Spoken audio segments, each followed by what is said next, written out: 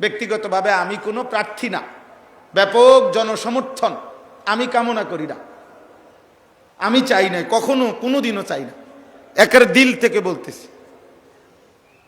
আমি যেহেতু কোনো প্রার্থী না, অতএব আমার কোনো মার্কা নাই, কোনো মার্কার পক্ষে আমি প্রচারণাও করি না।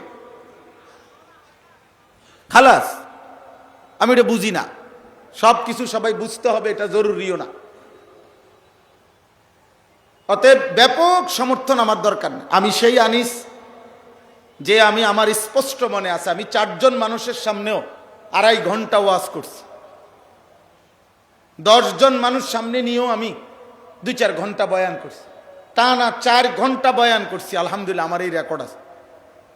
কয়জন শ্রোতা আমি দেখি নাই আমার জীবনে। আমি এমন মাহফিলও বয়ান করছি যে সময় মাগরিবের পরে আমি বয়ান করতে বসছি আর একজন শ্রোতা নাই।